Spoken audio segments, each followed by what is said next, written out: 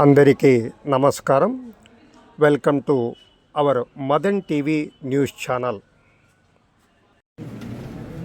ఈరోజు తెలుగుదేశం పార్టీ ఆవిర్భావ సందర్భంగా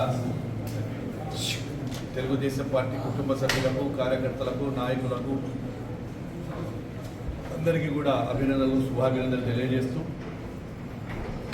1922 మార్చి 29న నాటి అధ్యక్షుడైనటువంటి శ్రీ నందమూరి ఎన్టీ రామారావు గారు పార్టీ స్థాపించి ఇప్పటికీ 42 సంవత్సరాలు పూర్తి చేసుకుని 43వ సంవత్సరంలో అడుగు పెడుతున్నారు.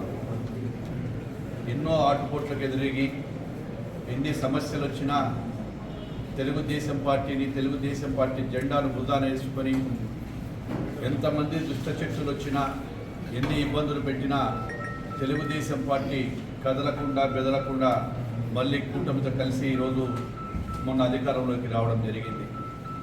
ప్రభుత్వంలో పార్టీ ఆవిర్భావించినప్పటి నుంచి ఎన్నో ఒడిదుడుకులు, ఎంతోమంది దుర్మార్గాలు పార్టీ లేకుండా చేయాలని చెప్పి ఎన్నో ప్రకటనలు చేసినప్పటికీ ప్రకటించినటువంటి నాయకులు, మాట్లాడినటువంటి నాయకులు వాళ్ళకు పుట్టగదులు లేకుండా పోయినాయి. కానీ ఇది తెలుగుదేశం పార్టీ ఈరోజుకి కూడా రాష్ట్రంలో ఇటు కేంద్రంలో కూడా ఈరోజు ముఖ్య భూమికను పోషిస్తూ ఉన్నటువంటి పార్టీ. అటు ఎన్టీ రామారావు గారి మరణం తర్వాత పార్టీని బతికించుకోవడానికి తన శక్తియుక్తులు ఉపయోగించి గౌరవ ముఖ్యమంత్రి శ్రీ నారా చంద్రబాబు నాయుడు గారు, అదే మాదిరిగా యువ నాయకుడు లోకేష్ గారు అనేకమైనటువంటి ప్రజా సమస్యల మీద 5 సంవత్సరాలు పోరాటం చేసి ఏ రోజు కూడా నాడు వైఎస్ఆర్ పెట్టినటువంటి కష్టాలను ఎదురు లేకుండా ఎన్నో బాధలు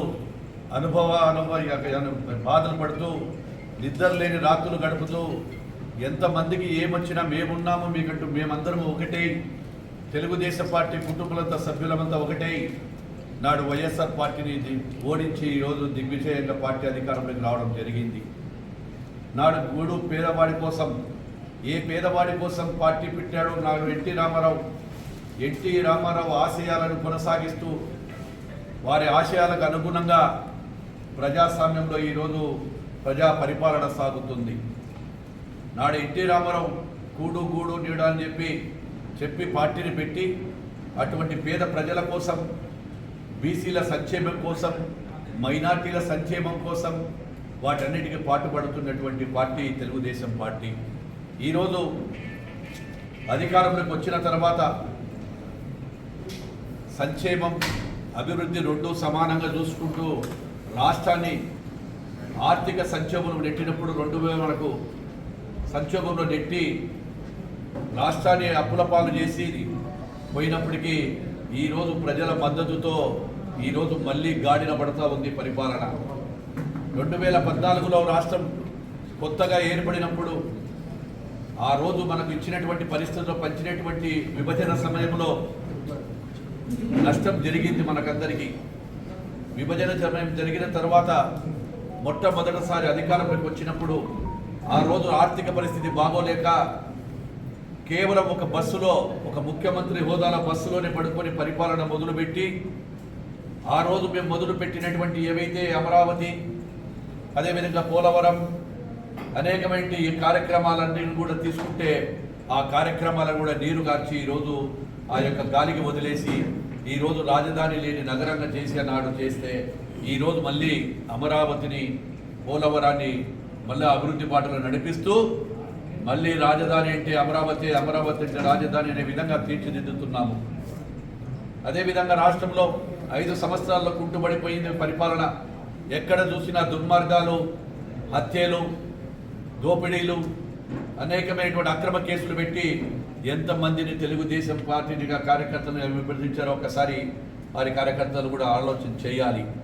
ఇంత ఉన్నప్పటికీ మా నాయకుడు ఆలోచనల ప్రకారం, మా నాయకుడి సలహాల ప్రకారం ప్రజలను ఇబ్బంది పెట్టేదే కాదు, కక్ష సాధింపు చర్యతోనే ఈరోజు మనం ఏమీ సాధించలేము, ఏదున్న ప్రజాస్వామ్య పద్ధతులు పోతేనే రాష్ట్రం అభివృద్ధి చెందుతుందన్నప్పుడు ఇప్పటికి కూడా ఎన్ని అవమానాలు జరిగినా బాధలన్నీ కూడా మర్చిపోయి, నిద్రలేని రాత్రులను అవమానాలను మర్చిపోయి ఈరోజు ప్రజా పరిపాలన కోసం వారికి అందరూ కూడా మేమందరం కూడా సహకరిస్తూ ఉన్నాం ప్రజల కోసం.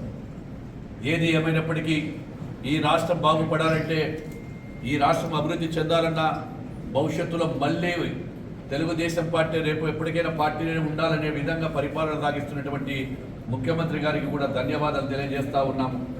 అదేవిధంగా యువ నాయకుడు లోకేష్ బాబు గారు ఆయనకు ఉన్నటువంటి శాఖలో, విద్యాశాఖలో అనేకమైనటువంటి మార్పులు తీసుకురావడం జరిగింది.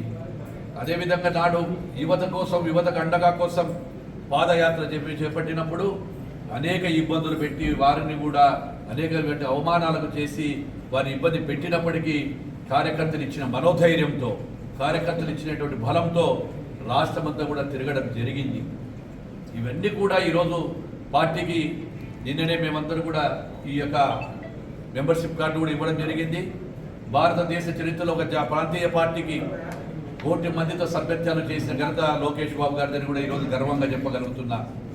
ఈరోజు నా యొక్క కార్డు ద్వారా ఎవరికి ఏ అవసరం వచ్చిన వారి ఉన్నాయో వాటన్నిటిని కూడా రేపు ప్రతి ఇంటింటికి తీసుకెళ్ళి వాటి ద్వారా జరిగేటువంటి లాభాల గురించి కూడా చెప్తామని తెలియజేస్తూ, ఈ కార్యక్రమానికి వచ్చినటువంటి ప్రతి ఒక్కరికి ధన్యవాదాలు తెలియజేస్తున్నాను. జై తెలుగు.